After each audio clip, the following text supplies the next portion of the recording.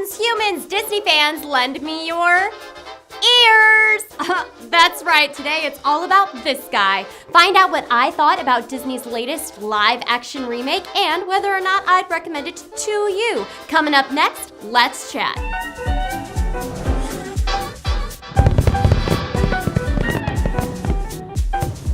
Hey everybody, Melanie here from Lend Me Your Ears, and we're going to begin as usual with a shout out. Today's ears come from Emily, and Emily's favorite attraction at Walt Disney World is the Kali River Rapids at Animal Kingdom.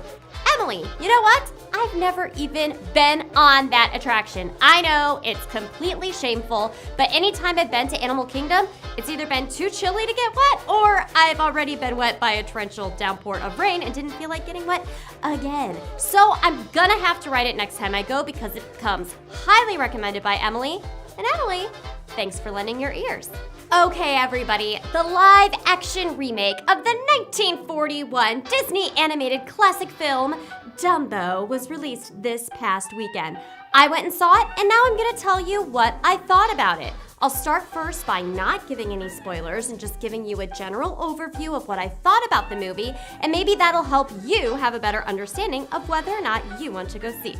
First of all, I had a lot of nervous apprehension going into this film, and the primary reason for that was because I knew it was being directed by Tim Burton. Now, I know that many of you out there are big Tim Burton fans, but I cannot count myself as one of you. I just have never really cared for his style of filmmaking. You know, I'm glad that he exists in the filmmaking realm because he's so different and outside of the ordinary, but all of his films have usually been a little bit out there for me, and I just wasn't sure how much I'd like Dumbo because of this fact.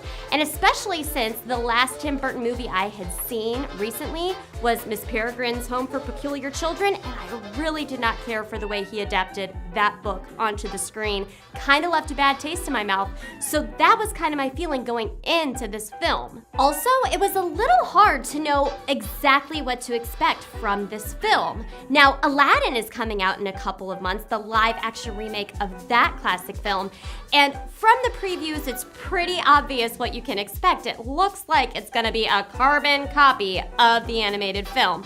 But with Dumbo, in their previews, there were all these different characters introduced, all these different aspects of the film, and it just made me wonder how exactly they were going to do this new storytelling of this classic film. I mean, by all standards, they had to add to the storytelling a little bit. The original Dumbo only had a runtime of 64 minutes, and by today's standards, that is no length of time at all. So I knew they were going to have to beef up the story to get it to that standard feature-length film that we're used to by today's standards, and it made me wonder exactly how they were going to add to the story and still make it honor the classic film. Gotta say, guys, even with all those apprehensions going into the film, Dumbo, the live-action remake, really did exceed my expectations. Maybe it's because my expectations were so low, but nevertheless, I did end up genuinely enjoying this film. I was really quite surprised and pleased with the balance of the new storytelling and the new characters with the many nods that they gave to the 1941 original. And I don't think it's giving away too much to say that the whole first half of the film kind of follows the original storyline pretty well, while the second part of the film kind of introduces what could have happened to Dumbo with all of his newfound fame and glory and what could have happened after they found out he could fly. So overall, guys, I really enjoyed this film, and I think that you will enjoy it also. If I'm rating it on a scale from 1 to 10, 1 being absolutely terrible and 10 being the best movie ever, I would rate it somewhere like 6 or 7. And I think that I should probably explain that, like, there are very few movies for me that would rate a 10. So to me, 10 is, like I said, best movie ever. 8 or 9 is like pretty great, and 6 or 7 is like, it's good. I would see it again, I might buy it, I'm not raving about it, but I thoroughly enjoyed my experience at the theater, and I think you would too. So guys, if you have a chance to go see this film in the theater, great, go do it. If not, rent it when it comes out, or I'm sure it'll be streaming at some point. And one thing I could definitely tell you is that you should rent the original 1941 Dumbo and watch it before you watch the new one. You will definitely appreciate the new one much better and recognize all those little winks that they give you that nod back to the original film. All right, everyone, that was my general overview of the new live-action Dumbo. But from here on out, there will be spoilers. So if you haven't seen the movie yet, pause it and come back after you've seen it. And if you have seen it, join me as we go further in depth into this magical film. I'm gonna start off by chatting a little bit about some of the similarities between the classic film and the new live-action remake. Now, I did go ahead and reacquaint myself with the 1941 classic before going to see it at the theater. It had been a few years since I'd watched it, and I just wanted to reacquaint myself with everything that happened in the original going in to see the new one. So, I left watching the old film with many questions about the new film, and would there be things in it like maternal separation by incarceration, resulting in tear duct precipitation. Baby mine, don't you cry. I'm gonna need a minute.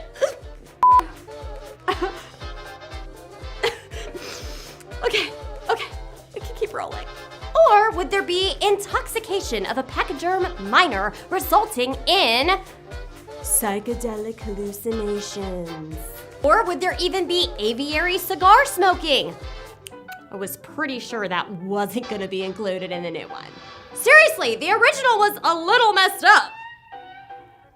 Well, I was actually really pleasantly surprised with a lot of the little nods and winks, like I mentioned before, that they gave the 1941 original.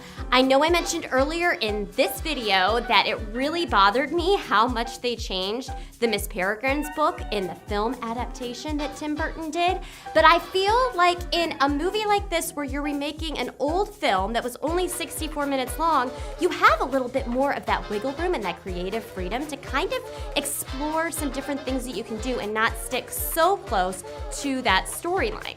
So I wrote down many of the similarities and the little nods that I noticed in the new live-action remake, and I wanted to share them with you. Now, I didn't write them down during the movie. I was thinking about them later and wrote them down, and so I may have missed a few. Please let me know in the comments the ones I missed. I know I missed some, but I did write them down because there's so many, I can't keep them all up here. So I'm gonna read them to you now. So these are just a few of the things that I noticed that I really enjoyed that they put into the movie. All right, the beginning of the movie starts with that map, and they start in Florida, and you see Casey Jr., which is another nod. You see him going up the track, and he's going up the way, traveling with the traveling circus. We even see like a tiny little clip while it's traveling on the map that looks like elephants had been climbing on one another, and I think that was a nod to the original. Then, of course, there's the small mouse that's dressed up in the red, like hat and jacket, and that's obviously a nod to Timothy Mouse. Too bad that that mouse didn't really have anything to do with the storyline, but it was just a fun little wink at the original. The ringmaster comes out of his cabin and says, "Someone interrupted my dream." And I kind of think that may have been a nod to Timothy Mouse whispering in the ringmaster's ear about Dumbo and being able to fly and being in the act. We see the kid with the flaming orange hair who was antagonizing Dumbo in the original. He didn't quite have the same role, but we saw him in the carnival and we saw him in the stands, and that was obviously a nod to that boy in the cartoon. There was a part where this clown came up and was celebratory and had champagne, and the ringmaster turns to him and goes, "No booze for the baby!" I think that was obviously saying, hey guys, we're not gonna let the baby elephant get drunk this time around. I loved how when Mama Jumbo was expecting baby Dumbo, the stork comes and lands and kind of gives her a little nod like, "It's time, Mama Jumbo," because I just love those storks in the original movie. Dumbo, of course, had to have his feather to fly in this one also, but it was a little bit more of a compulsion for Dumbo, like he had to have the feather. Like my dog has to eat socks. I don't know, Dumbo just had to get his trunk on this feather to be able to fly, just like in the original. We hear some of the original When I See an Elephant Fly dialogue when the ringmaster at Dreamland is introducing Dumbo.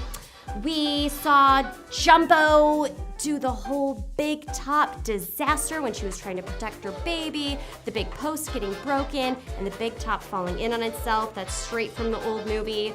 The clowns were recreated beautifully in the scene where Dumbo was up in the burning house. They looked just like the original. Then, of course, they did even have the nod to the pink elephant part with the bubbles during the Big Top show at Dreamland, even though baby Dumbo wasn't intoxicated at the time, which is a good thing. I thought it was a little bit heavy-handed, though, that it was pretty obvious they were hearkening back to Pink Elephants with the song and the elephants, and then Danny DeVito's character's like, pink elephants. I was like, how stupid do you think we are that we can't catch on that that's the pink elephants? Whatever, that's fine.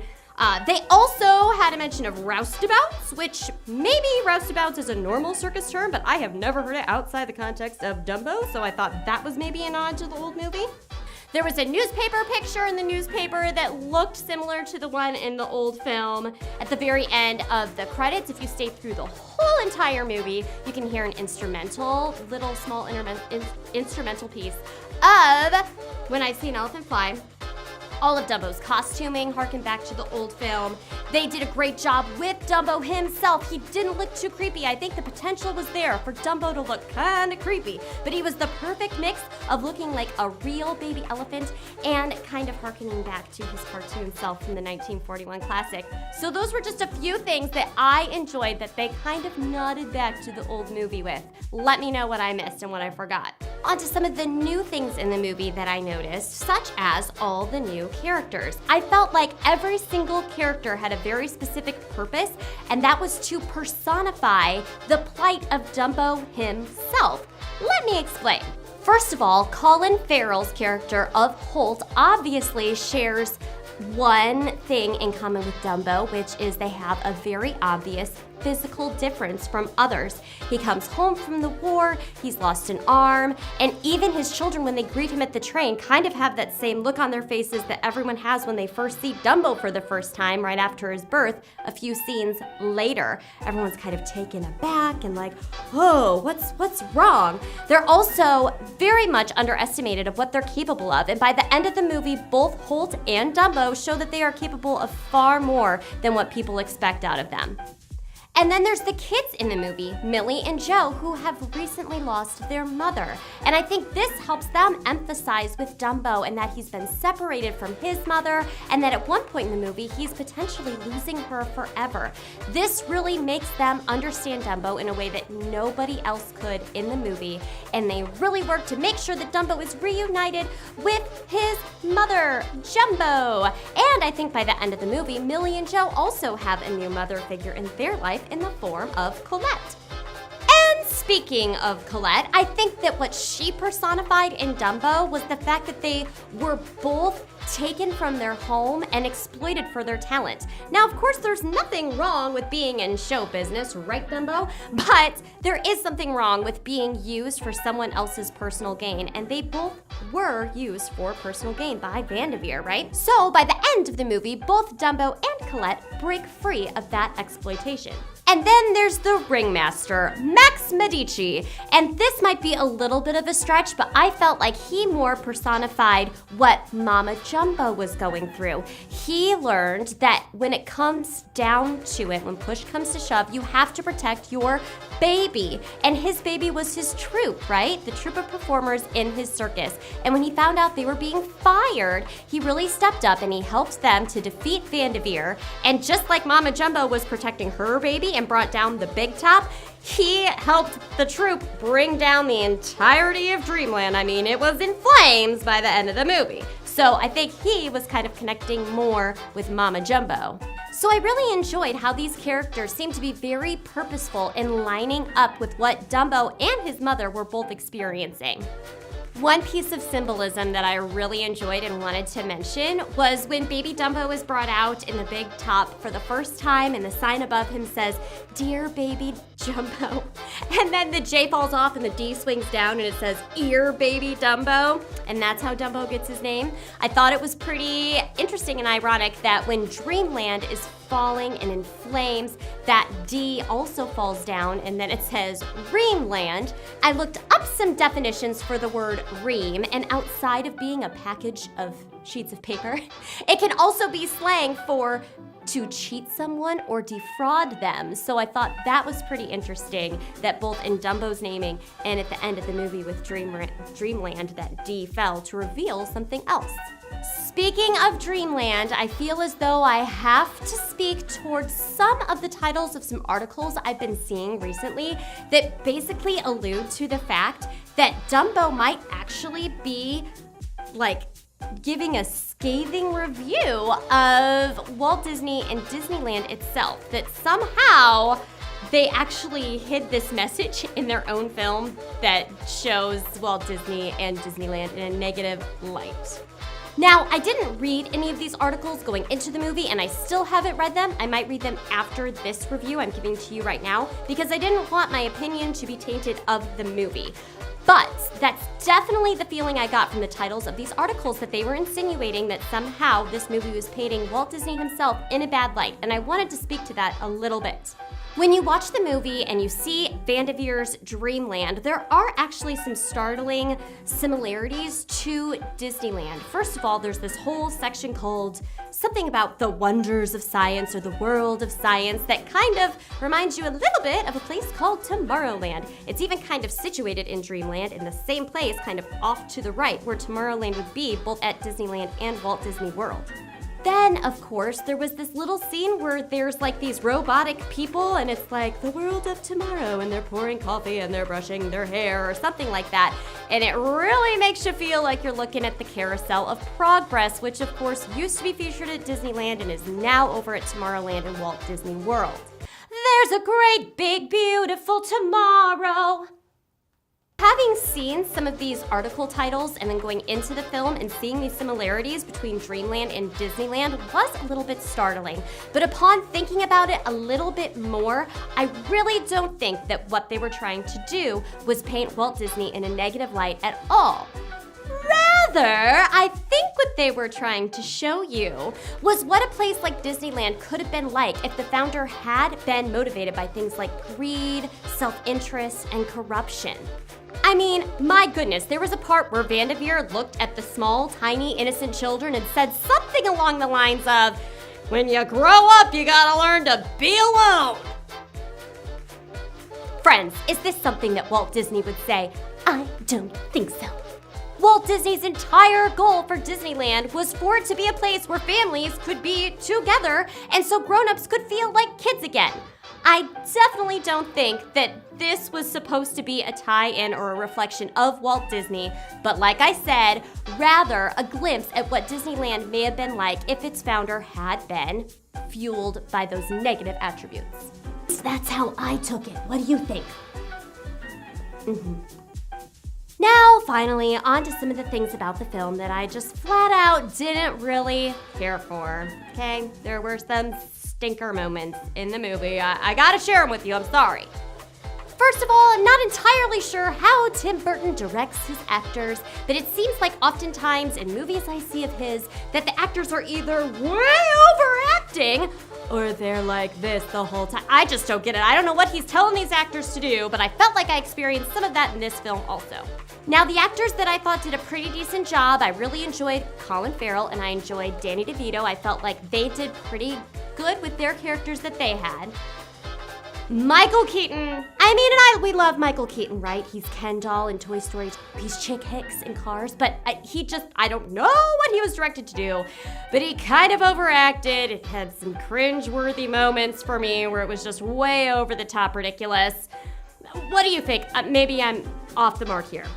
Eva Green was okay as Colette. I wasn't blown away by her. And the kids, I don't want to say anything negative about a kid's performance. They were sweet, darling children. But again, I'm just not entirely sure what he was going for when he was directing them also, because I kind of felt like that missed the mark too. But what are you gonna do? Another thing that just kind of irks me in general about Tim Burton is his use of the same actors over and over and over and over again. I mean, seriously, we'll probably see Dumbo in another movie. He reuses his actors so often. I was pretty surprised, genuinely, that Johnny Depp was not in this film. I mean, at one point during the movie, I turned to my mom, who was at the film with me, and I said, "Hey Mom, look, Batman and the Penguin reunited. Wow, why? Why does he have to use the same actors all the time?" I think it's just hard for my simple brain to not see them in their previous roles in his movies for some reason, and I'm always reminded of that. Apparently, he just really loves these actors. Whatever. I'm also not entirely sure why they couldn't make baby Dumbo actually sound like a baby elephant instead of like a squeaky toy. Squeaky! Squeaky! Again, the animation on Dumbo was stellar. He looked amazing. I just thought he was adorable. I just wanted to give him a squeeze the whole time. Also, I really wish they could have come up with a creative way of weaving in the song "When I See an Elephant Fly." I know I mentioned before in some of the similarities that they had a couple of little winks to it, but to me that is the classic Dumbo song. And I know there's just controversy poured over that scene in the classic film, but it would have been nice if they could have figured out a way to use the song in a good way and really redeem it in this film, because that's just, I mean, It's the Dumbo song. I wish they could have used it a little more. All right, guys, last but certainly not least, for me, the most cringeworthy moment in the movie is that they got that wrestler announcer guy to say, "Let's get ready for Dumbo!" Really? Really, Tim Burton? That was just, I mean, it kind of felt like one of those types of things that you'd be sitting around at like a brainstorming meeting like, "Hey, what if we got that wrestling announcer guy to say, 'Let's get ready for Dumbo,'" and everyone went, "Ha ha ha ha." No. But no, they actually did that. They actually went there. Did you know that that wrestler guy actually has a copyright on that phrase, "Let's get ready to..." I can't actually even finish the phrase. He literally owns it. Anyway, I just thought that was kind of ridiculous and cringeworthy for me. Tell me what you think. So that's it, guys. That's what I thought of this guy right here, Mr. Dumbo. But please tell me what you thought. I want to hear from you in the comments section down below. Tell me what I'm wrong about. Tell me what I missed. Tell me what I'm forgetting. I want to hear what you thought about Dumbo. And as usual, please do not forget to subscribe to this channel, Lend Me Your Ears, and click that bell for up-to-the-date notifications when we launch new videos. And please, be awesome like Emily and lend me your ears. If you'd be interested in sending us your ears to be featured in an episode, please leave a comment below and we will get you all the necessary information. Hey guys, this is Melanie from Lend Me Your Ears, and we'll see you next time at the movie theater.